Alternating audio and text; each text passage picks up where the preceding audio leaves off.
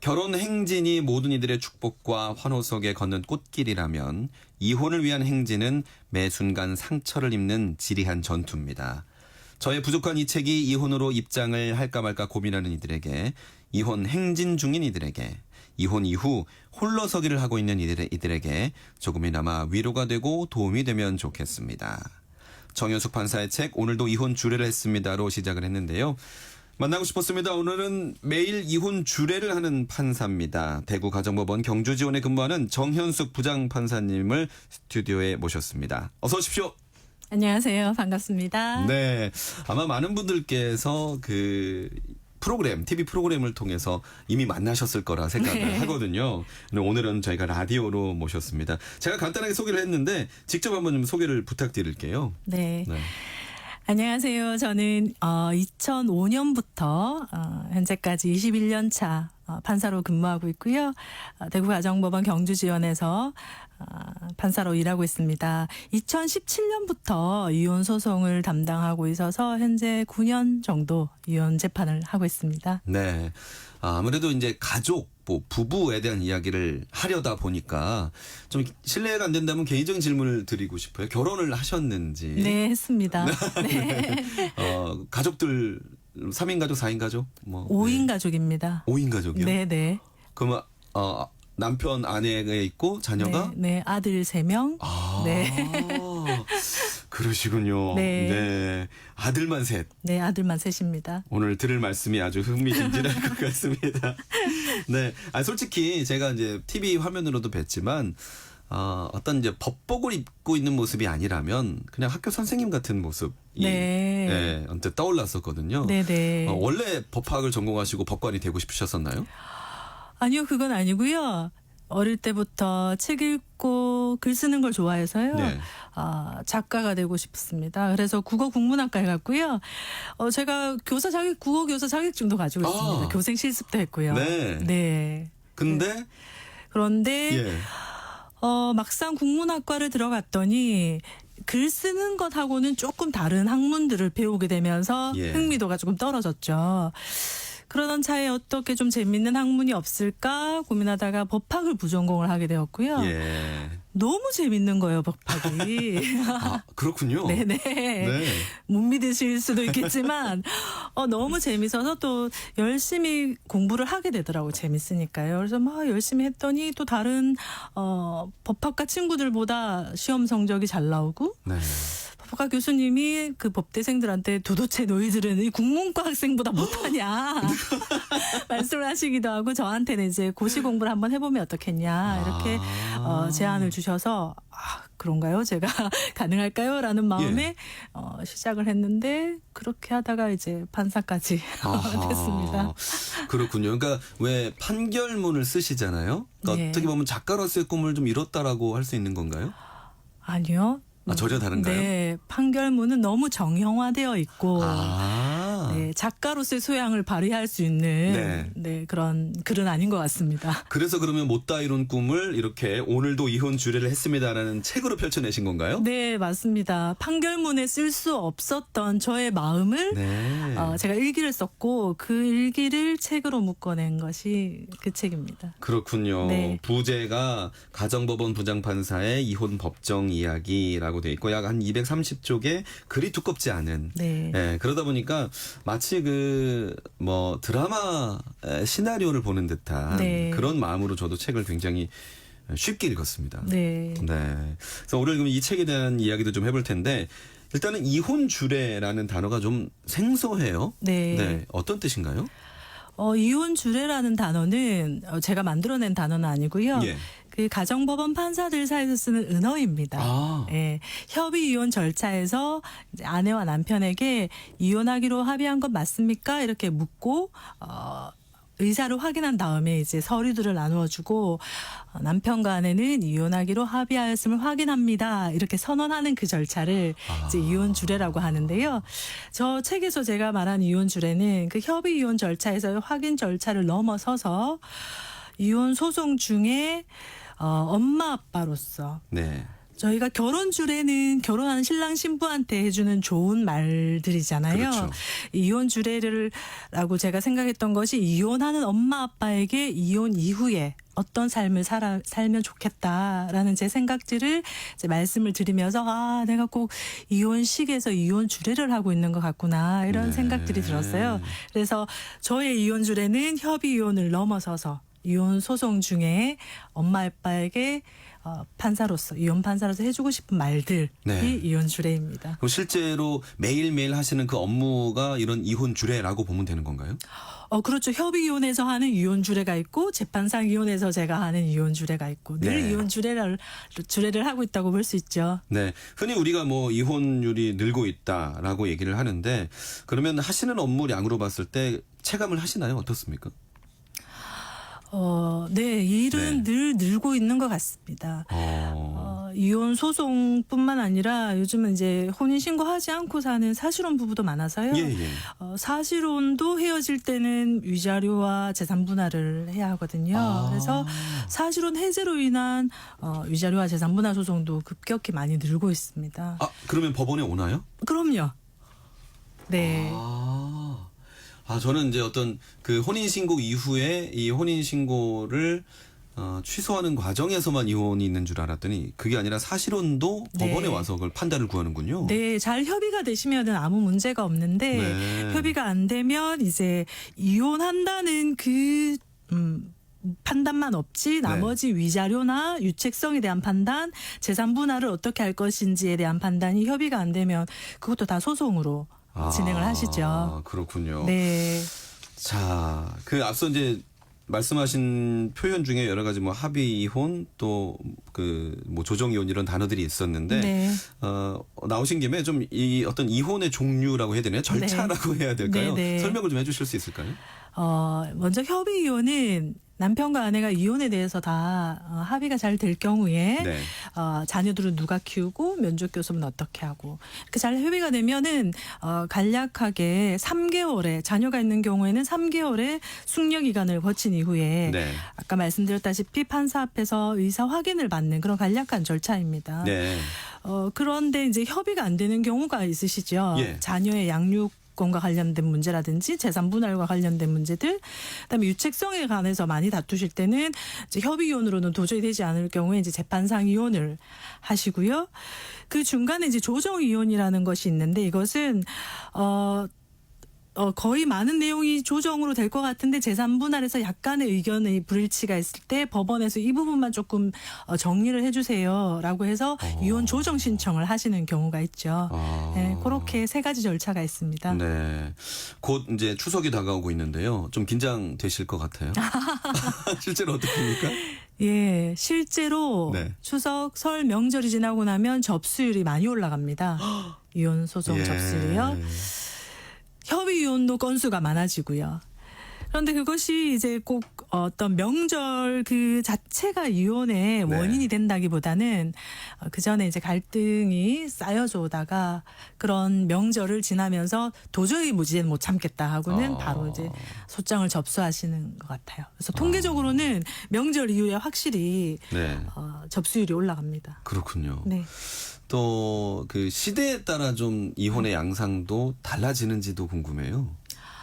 네, 제가 예전에 초창기 때 이혼 재판을 담당할 때보다 지금 요즘 들어서 특별히 제가 느끼기에는 네. 황혼 소송과 황혼 이혼과 신혼 이혼이 많이 는 것 같아요. 네. 예전 같았으면은 그 연세에 뭘 헤어지십니까? 그냥 같이 사시지 그렇게 생각을 했고 본인들도 네. 이혼을 해야겠다는 생각을 안 하셨던 것 같아요. 그런데 네. 요즘은 법정에 오셔서 내가 하루를 살아도 나로서 자유롭게 살고 싶다 이렇게 말씀들을 많이 하세요. 제가 담당했던 최고령 남편은 86세시고 아내는 82세셨거든요. 예. 저도 사실 처음에는 그 사건을 봤을 때 뭐 이제 와서 예. 이런 마음이 있었는데 할머니 아내가 그러시더라고요. 내일 당장 죽어도 네. 내 이름 석자로 살고 싶다.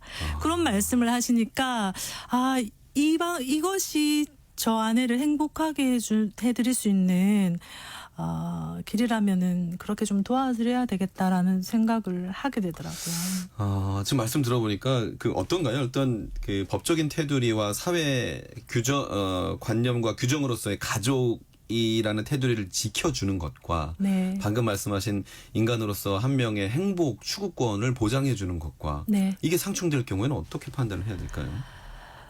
저 같은 경우는 참 어려운 문제입니다. 예, 예. 특히 가정법원에서 가정의 어떤 그런 소중함, 가치를 우리가 생각했을 때 대단히 어려운 문제인데 저는 그래서 제 나름대로 네. 계속 고민할 수는 없기 때문에 결론을 내린 것이 예.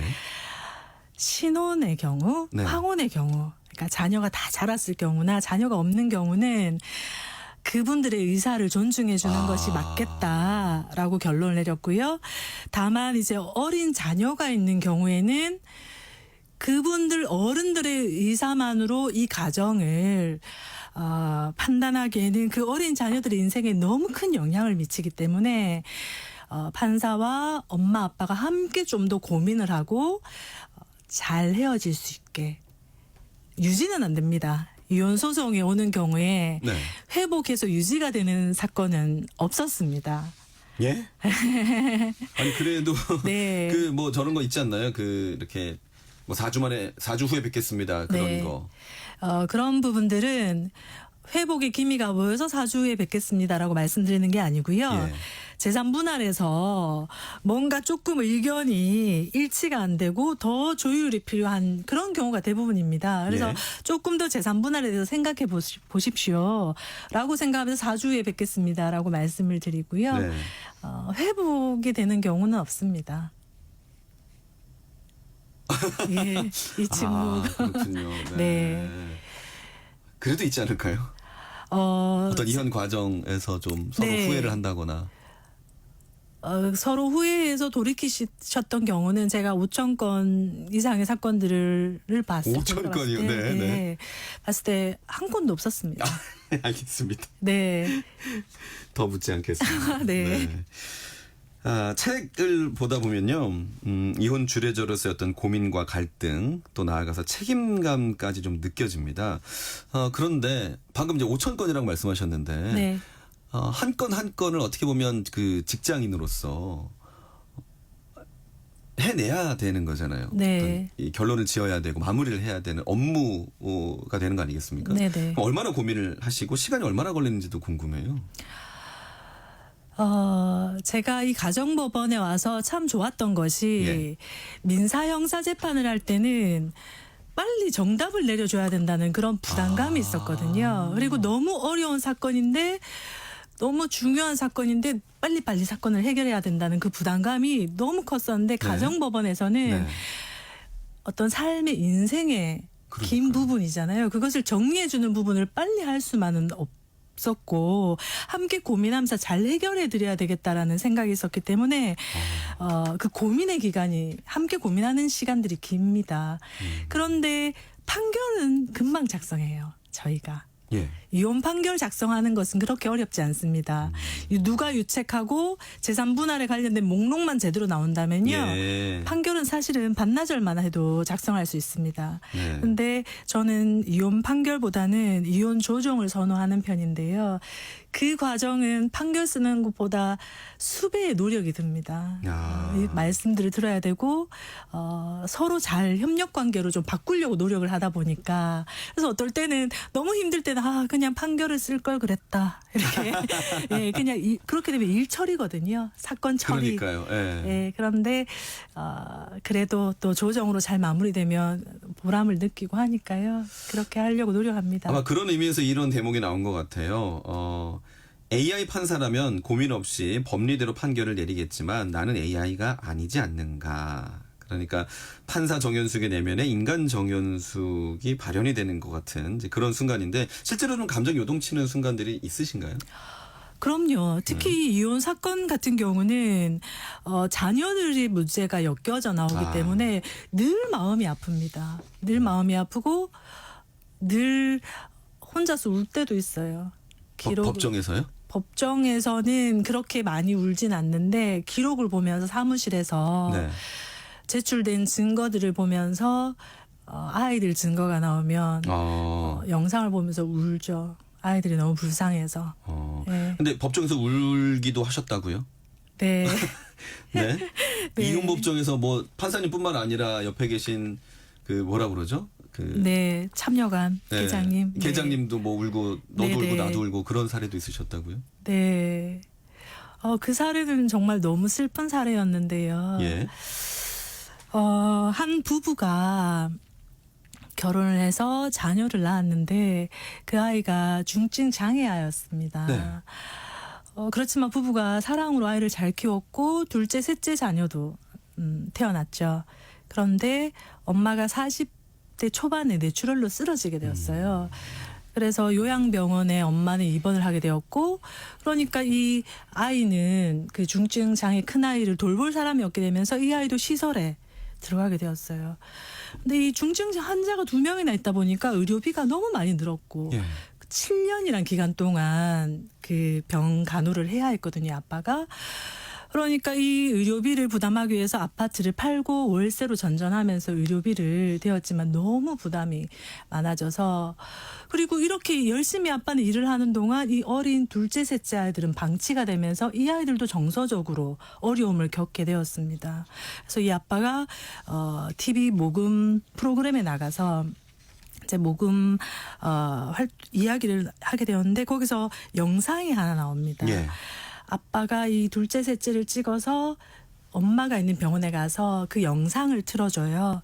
엄마의 이름을 부르면서 누구야, 우리 아이들 많이 컸지, 아이들 걱정하지 마, 내가 잘 키울게, 이렇게 얘기를 하는데 엄마가 그 영상을 보면서 온 몸으로 울어요. 그 엄마는 이제 뇌출혈 때문에 몸도 못 움직이고 말도 못 하는데 얼굴을 찌그러뜨리면서 온 몸으로 울거든요.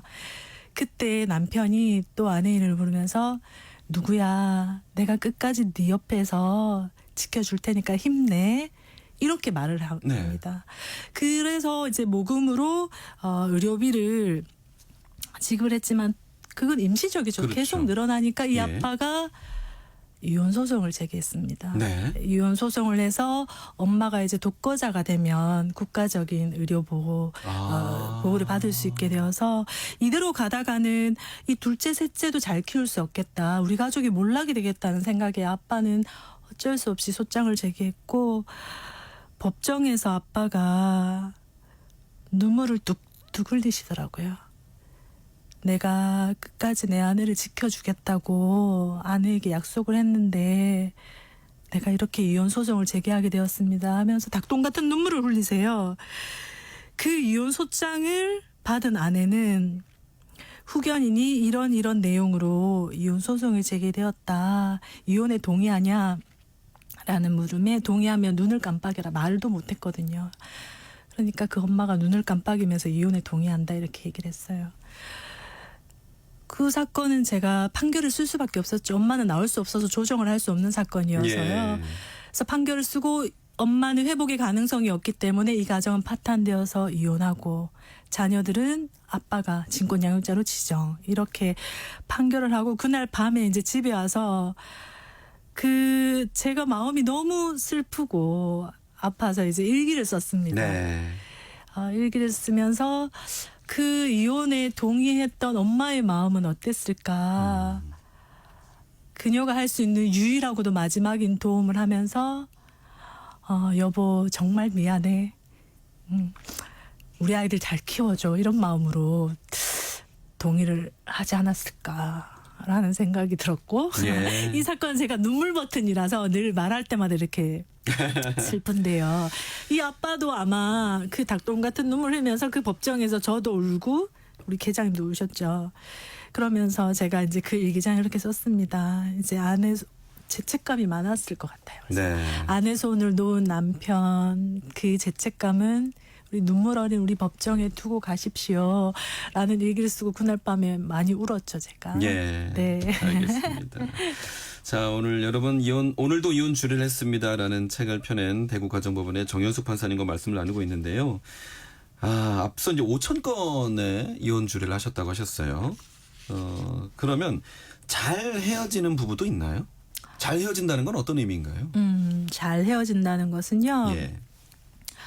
이혼 법정에 기본적으로 오시는 아내와 남편은 분노감이 정말 하늘을 끝까지 치다 있습니다. 예.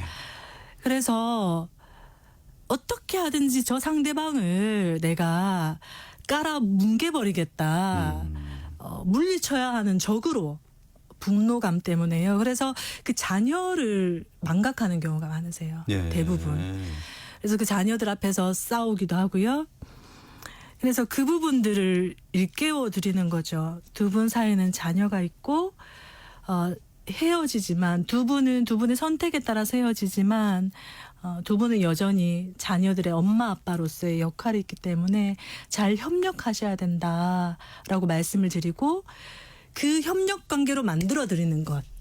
그래서 이혼을 하더라도 양육비를 잘 지급하고 비양육치는 자녀들을 잘 면족교섭 하는 것. 그것이 잘 헤어진다는 의미로 저는 생각을 하고 있습니다. 혹시 그 법정에서 자녀들을 만나게 될 일도 있으신가요?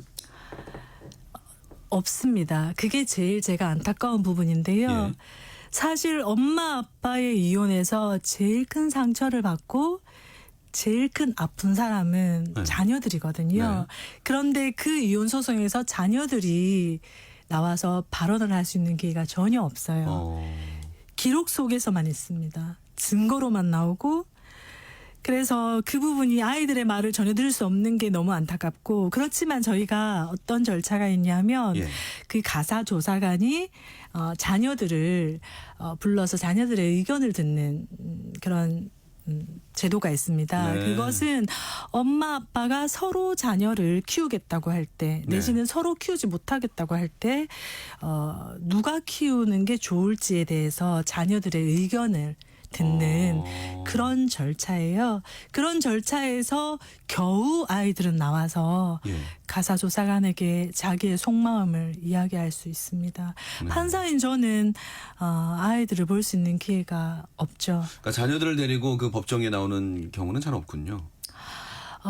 자녀들을 데리고 나오는 경우도 있는데요. 예. 그런 경우는 이제 면접 교섭과 관련되는 경우는 자녀들을 데리고 나와서 자녀가 거부해서 만날 수가 없습니다라고 하면서 자녀에게 그 말을 듣게끔 판사에게 듣게끔 하기 위해서 자녀들을 데리고 옵니다. 만나야 된다. 만날 수 없다. 만날 수 없다. 네, 면접 교섭을 못한다. 아이가 거부한다라는 내용을 말해주기 위해서 제가 봤을 때는 자녀를 도구처럼 이혼 소송도 그렇고 면접 교섭 거부도 그렇고 자녀가 법정에 전면으로 나오는 경우는 대부분은 자기의 의견을 어떤 증명하기 위한 증거로 사용하는 경우가 너무 많아요. 제가 그래서 그 부분들은 정말 늘 좀 분노감이 차오르는 부분입니다. 그렇군요. 네, 그것은 어른들이 생각하고 판단해야 할 부분인데 아이를 통해서 뭔가를 작출한 증거를 낸다는 것은 그 아이들에게는 또 다른 상처가 되거든요. 아이들에게 상처를 덜 주려면 어떻게 해야 되는 겁니까? 어떤 뭐 말씀하신 제도적 그런 장치가 네네. 더 있나요? 그럼요. 이 엄마 아빠 이혼해서 아이들이 상처를 안 받을 수가 없습니다. 예. 제일 상처받는 것은 아이들이기 때문에 그리고 아이들은 눈치가 엄마 아빠는 우리 아이들이 모른다고 생각하실 수 있지만 아이들은 이미 집의 분위기를 보고 다 알고 있어요. 네. 그래서 가장 먼저 하셔야 될 것은 아이들이 상처를 받지 않게 하셔야 될 것은 너무나 기본적인 것인데 아이들 앞에서 절대 싸움을 한다든지 네. 좀 심한 것들 아이들 앞에서 몸싸움도 하시고요. 예. 폭언, 폭행 난무합니다. 그런 행동은 정말 해서는 안 되죠. 그리고 아이들을 통한 어떤 증거를 제출을 하시면 안 됩니다. 그것은 아이들에게 예를 들면요. 엄마의 나쁜 점, 아빠의 나쁜 점을 아이들한테 적어서 진술서라고 써서 그것을 증거로 냅니다. 아니면 영상을 찍어서 내요. 그런 것들은 절대 하시면 안 돼요. 그러니까 아이들을 세워놓고 엄마가 어땠어, 아빠가 어땠어 말해봐 이렇게 한다는 말씀이군요. 네. 엄마가 너희들 밥을 제대로 차려줬어? 매일 어떻게 했어? 밤마다 어디 나갔어? 이런 것들을 물었고 그것을 답하는 영상을 내시거든요. 그런 것들은 본인들이 생각하시기에는 아주 훌륭한 증거 이것만큼 더 명백한 증거가 어딨냐고 생각하시겠지만 판사인 저희가 보기에는 증거 가치가 하나도 없습니다. 아이들은 그 말을 하는 부모가 원하는 대답을 하게 되어 있어요. 네, 그게 진심이 아니고요. 그 부모가 원하는 내가 이 말을 해주면 아빠가 좋아할 거야. 아이들이 어른들을 위로합니다. 우리 상처받은 아빠, 상처받은 엄마를 위해서 듣고 싶은 말을 해주는 거예요. 그래서 저희 판사들은 그걸 다 알고 있기 때문에 증거 가치가 없어요. 그래서 증거를 내실 필요가 없고 그런 아이들 마음은 저희가 가사조사관을 통해서 충분히 그 심리학이나 상담을 전공하신 가사조사관을 통해서 아이들의 예. 깊은 내면의 소리를 듣거든요. 그렇게 해서 저희가 충분히 그걸 증거 가치 삼고 그걸로 판단을 하지 엄마 아빠가 아이들 찍어온. 통해서 낸 증거는 가치가 알겠습니다. 없습니다. 흔한 이혼 소장의 레퍼토리라는 항목을 보면 결혼하면 달라지겠지, 애 낳으면 달라지겠지, 뭐 이런 이야기들을 많이 하신다고 해요. 실제로 그런가요? 그럼요. 늘 소장에 늘 그런 이야기가 나옵니다. 그래서 달라지겠지라고 생각을 하고 결혼을 했습니다. 그럼 그 라고 예방을 하죠. 하려면 어떻게 해야 될까요? 그 예방을 하려면 네. 결혼하기 전에 정신을 바짝 차리셔야죠. 그래서 결혼하고 우리가 결혼할 때 사실은 네. 상대방의 가장 좋은 모습을 보이려고 최선의 노력을 그렇죠. 다하잖아요. 네. 그때보다 더 좋은 사람으로 바뀔 가능성은 거의 없다고 보셔야 되겠죠. 그게 최고값이고 더 낮아질 거라는 말씀이군요. 그럼요. 네, 그때가 최선의 모습일 가능성이 네 거의 대부분일 것 같습니다. 그래서 그때 이미 그런 폭행을 한다든지 다른 이성을 만난다든지 예. 이런 모습을 보인다는 것은 결혼 이후에도 그것이 발현될 가능성이 아주 높다고 보는 게 맞겠죠. 예. 그래서 결혼하기 전에 그런 뭐 문제적인 상황이 있다면 고쳐질 수 있는지 내가 네.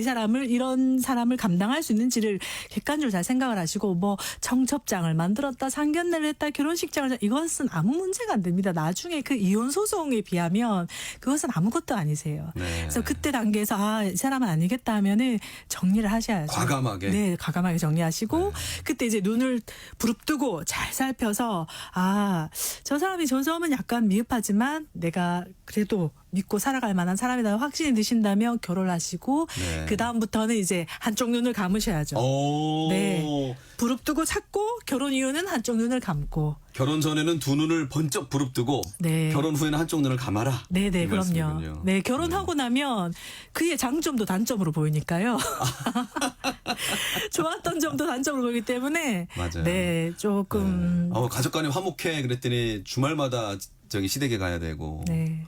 그럼요. 친구들이랑 참 이렇게 사이가 좋아요 그랬더니 뭐 주말마다 저기 친구들 만나야 되고 만약 이런다면. 그렇죠. 그게 결혼 전에는 장점이었는데 그렇죠. 함께 사는 부부로서의 삶에서는 단점일 수 있지만 그래서 눈을 감아야죠, 한쪽 눈을. 아하. 네, 장점으로 보일 수 있도록. 앞서 우리 이제 방송 초반에 네. 5인 가족이라고 말씀하셨습니다. 네네. 네, 그래서 여기도 딱 써 있어요. 왕년에 이혼 가방 한 번 안 싸본 사람 있습니까?라고 책 첫 페이지에 딱 써놓으셨는데 네.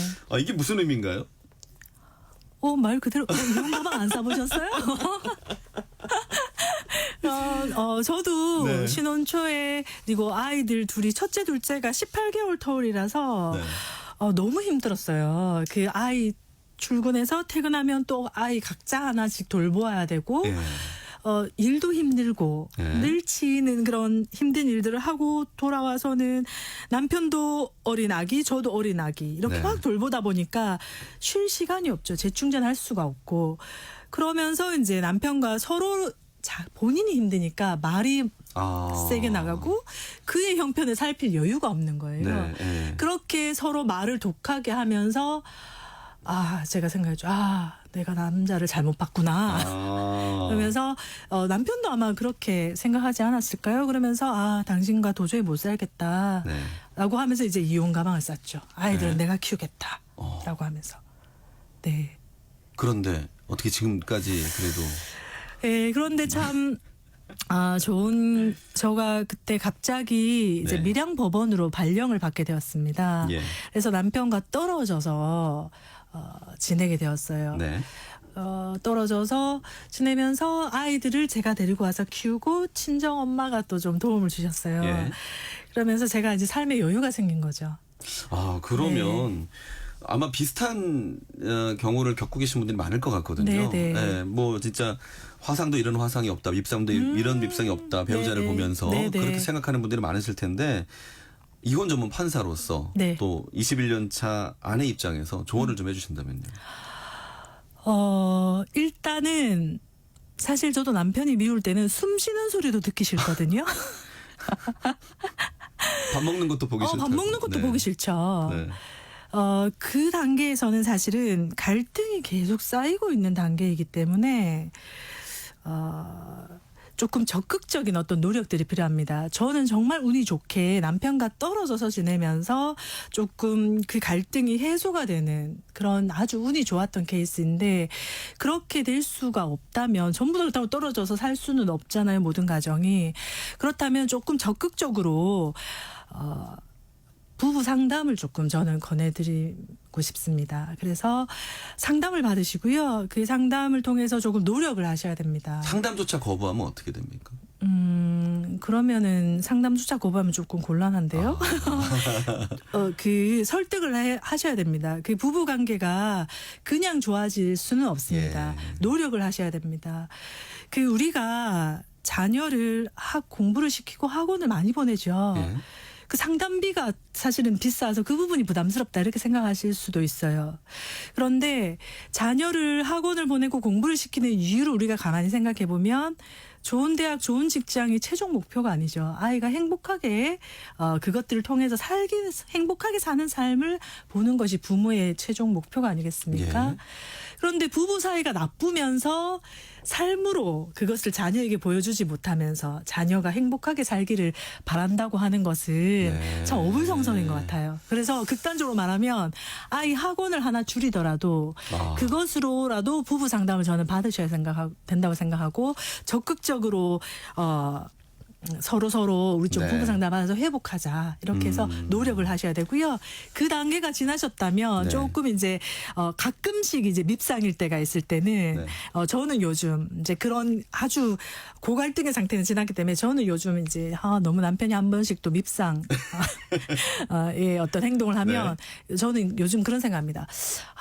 내 아들이 결혼을 해서 만약에 아내한테 내가 남편한테 하는 이런 말과 행동을 당한다면 어떨까라고 저를 이제 먼저 반출을 해서 조금, 그래서 그러면은 좀 마음이 가라앉으면서 말도 덜 세게 나가고 행동도 조금 덜 하게 되더라고요. 그래서 남편들 같은 경우는 내 딸이 만약에 남편한테서 이런 걸 당하면 근데 어떨까? 그걸 상대방이 알아줘야죠.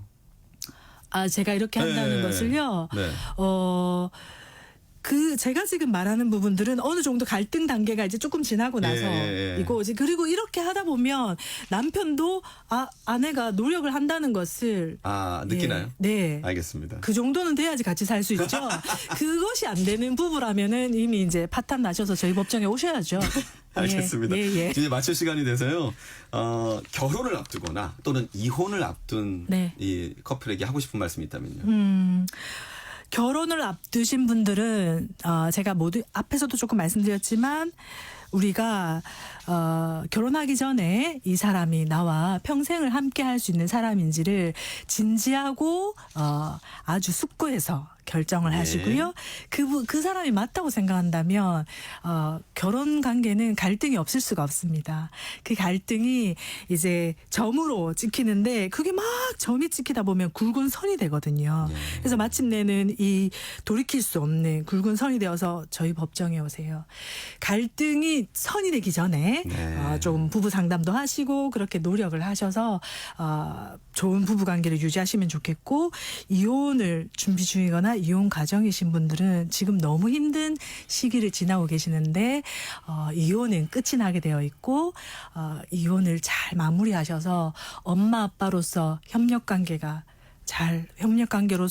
잘 마무리하시면 그 아이들도 자녀들도 그 상처는 극복이 되거든요.